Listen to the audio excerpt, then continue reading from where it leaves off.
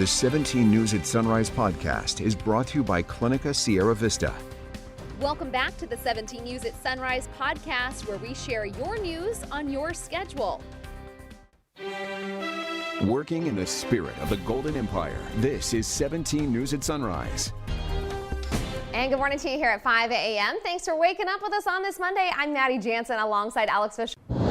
Though we begin this morning with developing news of what appears to be a serious crash in northeast Bakersfield. It happened at the corner of Niles Street and Union Avenue around 9:30 last night. A woman was taken out of her car in a stretcher. We're still waiting to get more information about this crash and give you an update as soon as we learn more. Well, if you felt some shaking in the Kern River Valley yesterday, you have a 3.5 magnitude earthquake to thank. This quake hit just a few miles from Weldon. The shaking started just before 3 p.m. yesterday afternoon. No major damage or injuries have been reported from the quake. In your 17 homicide tracker this morning, the family of a correctional counselor who was killed last week in southwest Bakersfield is thanking the community for its continual support. Benny Juarez Alcala Jr., a Navy veteran and correctional counselor at California City Correctional Facility, North Kern State Prison, and then Wasco State Prison, was shot and killed just after 9 p.m. Wednesday in the Target parking lot on Stockdale Highway. Bakersfield police have not released any information about a suspect or possible motive. In a statement to 17 News, Alcala's family wrote, "Words cannot express how hard this has been for the family. Benny was senselessly taken from us all, and we are grateful for the outpouring of sympathy and love from so many people who knew Benny. His memory lives on through all of us." Alcala was 43 years old. And the community last night remembered Alcala at a vigil in southwest Bakersfield. Scores of people assembled in the parking lot at the shops at Riverwalk, where Alcala was found shot to death last week. Family members who organized the vigil say remembering him means realizing just how many lives he touched. I knew he had an impact on people, but to actually see how many people he impacted, it's really touching, and it'll be something that stays with each of us as we continue to remember Benny. Relatives have set up a GoFundMe account to help Alcala's family, and you can find more information as well as a link to that page on our website, kget.com. NASA is set to launch its biggest rocket ever made to the moon, although liftoff has been delayed this morning. And the goal of this mission is sending Americans back to the moon and then eventually Mars. Now, again, we've been talking about this launch. It has already been delayed at least about 30 minutes, but we're still hopeful for a launch later this morning. NBC's Chris Pallone has a preview from Cape Canaveral. The Artemis SLS rocket is a monster, 322 feet tall and 15% more powerful than the rockets that last sent Americans to the moon 50 years ago. For NASA, putting its astronauts back on the moon's surface is goal one. We will have landers go to the moon, we'll have rovers on the moon, and eventually we'll have a base camp on the moon. Today's first step, a 42-day uncrewed test flight, sending the Orion crew capsule perched atop the rocket into orbit around the moon. NASA scientists will gather data on what the spacecraft and astronauts will experience on future flights. We are pushing the vehicle to its limits, really stressing it to get ready for crew.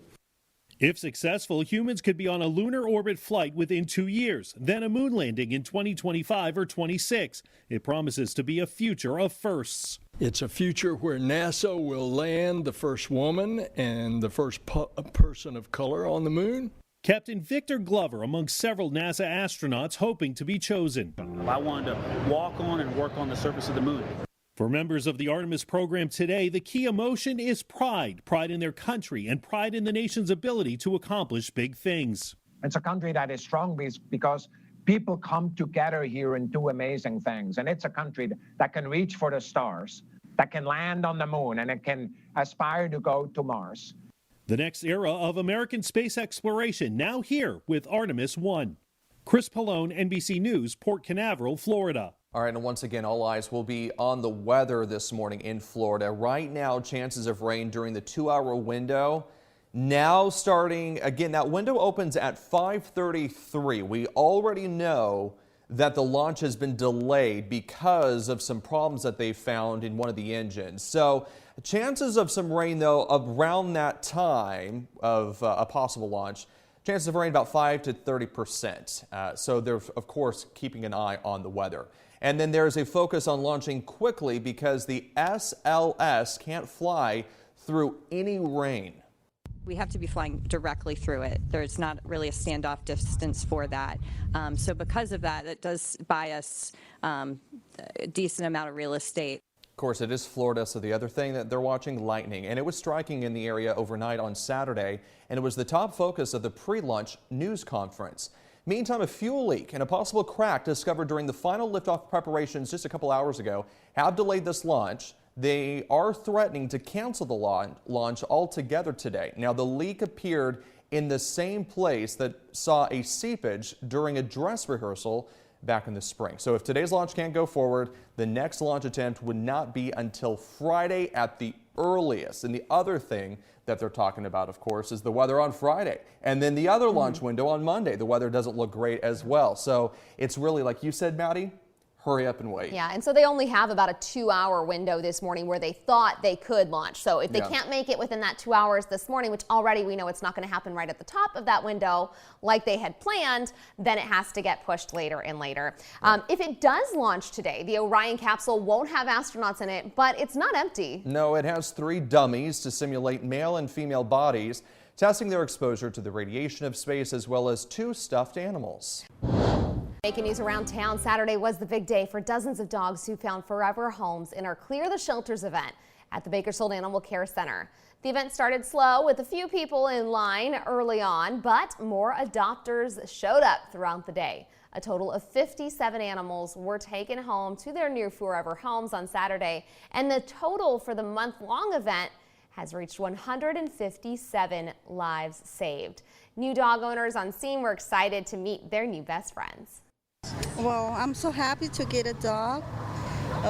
This is the first time. He was really sweet. He had like this sweet face, and he had an instant connection with my husband.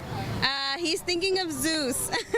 If you missed the event on Saturday, there is still time. The Animal Care Center is still waiving adoption fees through Wednesday. And today, United Way of Kern County is partnering with Assemblymember Rudy Salas and other local groups, giving away free books, boxes of food, and resource kits for kids 13 and under. It is another one of their collective Healthy Minds, Healthy Bodies events. The drive-through giveaway is happening today from 2 until 4 o'clock at Bear Mountain Elementary School in Arvin. United Way says the giveaway is addressing 2 of the largest issues in Kern County: literacy rates and hunger. The countdown is getting so close. Mossman's, home of the self-described best fish and chips in town, is closing in on the 1 millionth order of its trademark dish. And throughout the community, customers with their eyes on the prize are asking, am I the one? The Mossman family and crew have been serving up their specialty dish to Bakersfield since 1952. And now 70 years later, they're so close to that magic 1 millionth number. They sell an average of 1,000 orders of fish and chips a week. So using that number as a predictor, Mossman believes they will sell their millionth order any day now. But they don't know when that will hit or who will be the lucky customer. They do confirm they are very close and it could happen anytime. Mossman's will celebrate with prizes for lucky customers who order the last few plates leading up to the 1 millionth order. The 1 millionth orderer will get a $1,000 voucher for Princess Cruises. Second place, or the person who orders right before that 1 millionth order, will get a $500 voucher for airfare. Third place gets 3 days, 2 nights in Huntington Beach. And fourth place gets a fish fry for $6. Other news around the nation this morning: Governor Gavin Newsom vowing to make Ron DeSantis a one-term governor of Florida by donating to DeSantis' opponent. Newsom is pledging $100,000 to unseat DeSantis in an escalation of the transcontinental feud that has emerged between the California Democrat and his Florida Republican rival. Newsom is a rising star in the Democratic Party, and he's considered by many to be a leading contender to succeed President Joe Biden. Also happening across the nation this morning, new developments in the FBI search of former President Trump's Mar-a-Lago home. Intelligence officials say they will do a damage assessment of the boxes and boxes of classified materials seized, all while awaiting the appointment of a special master in the case. NBC's Bree Jackson is in Washington. Actually, we will have that story in just a moment. Looks like we're having a little bit of a technical issue here. We will have that story in just a little bit. Your time now is 5:37, and yesterday marked the 59th anniversary of the March on Washington. On August 28, 1963, 250,000 people rallied in the nation's capital, demanding an end to segregation. Demonstrators also called for fair wages, voting rights, education, and civil rights protections. It's also the day that Dr. Martin Luther King Jr. gave his iconic "I Have a Dream" speech at the march. President Joe Biden said the day reminds us how far we've come and how long the journey still is. Biden also quoted the late Senator John Lewis, who spoke at the march, saying democracy is not a state, it's an act. The 17 News at Sunrise podcast is a production of KGET and Nexstar Media Group. For more on all of the headlines in today's show, head to kget.com.